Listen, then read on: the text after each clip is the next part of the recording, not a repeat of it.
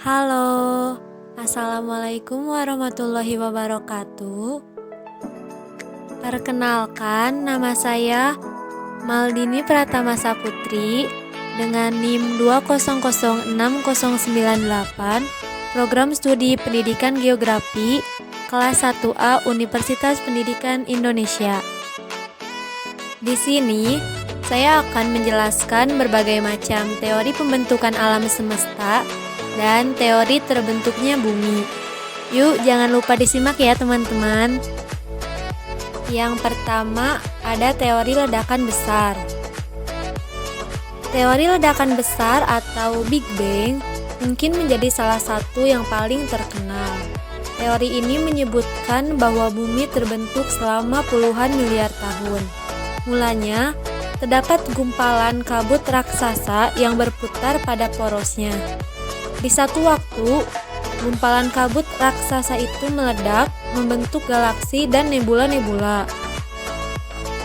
Selama kurang lebih 4,6 miliar tahun, nebula-nebula tersebut membeku dan membentuk galaksi Bima Sakti yang di dalamnya terdapat tata surya.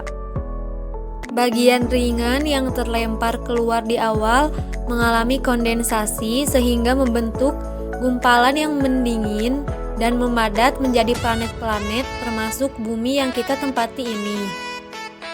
Yang kedua ada teori keadaan tetap. Teori keadaan tetap diusulkan oleh H. Bondi, T. Gold, dan F. Hawley dari Universitas Cambridge pada tahun 1948. Menurut mereka, alam semesta ini tidak ada awal dan akhirnya. Alam semesta selalu terlihat sama seperti sekarang. Sempat populer di awal abad ke-20, kini teori tersebut banyak menerima penolakan dari para fisikawan. Bukti yang dianggap mematahkan teori keadaan tetap adalah radiasi latar gelombang mikrosmis yang didapatkan dari teori ledakan besar. Yang ketiga, ada teori kabut nebula. Teori ini dikemukakan oleh Immanuel Kant di tahun 1755. Teori ini menyebutkan bahwa di alam semesta terdapat gas yang berkumpul menjadi kabut nebula. Gaya tarik-menarik antar gas membentuk kumpulan kabut yang sangat besar dan berputar semakin cepat. Proses perputaran ini mengakibatkan materi kabit di bagian khatulistiwa terlempar dan berpisah kemudian memadat karena pendinginan. Yang keempat, ada teori planetasimal. Pada abad ke-20, seorang ahli astronomi Amerika, Forrest Ray Moulton, beserta ahli geologi Thomas C. Chamberlain mengemukakan teori planetasimal. Teori ini menyebutkan bahwa matahari tersusun dari gas yang bermassa besar. Pada satu titik, bintang lain yang berukuran hampir sama melintas dekat dengan matahari sehingga hampir menjadi tabrakan. Akibatnya, gas dan materi ringan di bagian tepi matahari dan bintang tersebut menjadi tertarik. Materi yang terlempar mulai menyusut dan membentuk gumpalan-gumpalan yang dinamakan dengan planetesimal. Planetesimal tersebut mendingin dan memadat hingga akhirnya menjadi planet-planet yang mengelilingi matahari. Yang kelima ada teori bintang kembar. Teori ini dicetuskan oleh ahli astronomi Raymond Arthur. Menurutnya, galaksi merupakan kombinasi dari bintang kembar. Salah satu bintang tersebut meledak dan menyebabkan banyak material yang terlempar. Karena bintang yang tidak meledak memiliki gaya gravitasi yang kuat, sebaran pecahan ledakan bintang lainnya mengelilingi bintang tersebut. Bintang yang tidak meledak kemudian dikenal dengan matahari, sementara pecahan-pecahannya adalah planet yang mengelilinginya. Dan yang keenam ada teori pasang surut gas. Teori pasang surut gas pertama kali dikenalkan oleh James Jeans dan Harold Jeffreys tahun 1918. Menurut mereka, sebuah bintang besar mendekati matahari dalam jarak dekat dan menyebabkan terjadinya pasang surut pada tubuh matahari yang saat itu masih berupa gas. Saat bintang tersebut mendekat, akan terbentuk gelombang raksasa pada tubuh matahari yang disebabkan oleh gaya tarik bintang. Gelombang tersebut lalu mencapai ketinggian yang luar biasa dan menjauh dari inti matahari menuju bintang tersebut. Gelombang yang membentuk lidah pijar akan mengalami perapatan gas hingga terpecah menjadi planet-planet. Kondisi bumi pada awal terbentuknya berbeda dengan kondisi sekarang. Pada saat itu, bahan bumi masih homogen atau seragam tanpa benua dan samudra. Unsur yang ada di dalamnya terdiri dari silikon, oksida besi, magma, dan sebagian kecil berupa unsur kimia lainnya. Pada awal pembentukan seluruh bagian planet, bumi relatif dingin. Namun lama-kelamaan meningkat suhunya menjadi seperti saat ini. Sejumlah ahli memberikan penjelasan dengan mengajukan 3 faktor penyebab naiknya suhu di bumi, yaitu karena adanya akresi, kompresi, dan disintegrasi atau penguraian unsur-unsur radioaktif. Berikut ini adalah beberapa teori pembentukan muka bumi menurut para ahli. Yang pertama ada teori kontraksi.